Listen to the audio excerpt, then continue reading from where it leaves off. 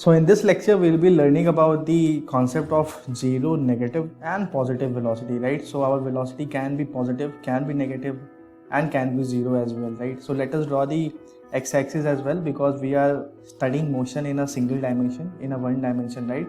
So we'll be taking only x-axis, right? So our motion will be restricted, like our motion will be constrained only in the x direction, right? So it can move whether in the positive x direction or it can move at the same time in the negative x direction as well, right? So this is my positive x direction, this is my negative x direction, right? So let us write the coordinates. Let us this is my origin, this is our origin, and let us in general write x1 x2 and up to xn, right? And in general let us write in negative direction minus x1 to minus xn, right? So these are the general coordinates, right, of the x-axis. So let us understand, let us discuss case by case, right? So let us take case 1, right? So let us understand that you are standing at this position and you want to move. This is your initial position and this is your final position. Final position is F, initial position is denoted by I, and you are moving in this direction. That is, you are moving from xn to x2, right? So first of all, the net displacement will be nothing but net displacement will be final position minus initial position, and it is x2 minus of xn, right?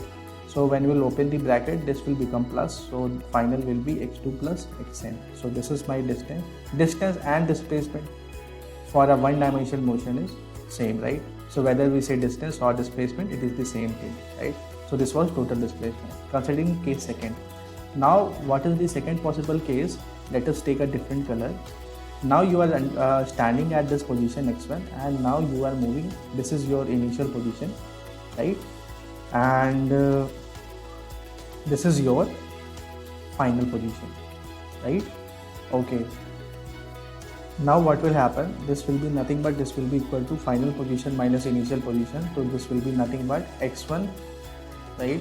x1 negative of x1, sorry, because final position is negative x1, negative x1 minus negative x1. This will nothing but this will be minus 2x1, right? So let us consider the third case, that is when our final position and initial position will become equal. That is xf minus xi will be equal to 0, or xf is equal to xi. That is, in this case, our displacement will be 0. So what is the formula of velocity? Velocity is nothing but displacement by time taken.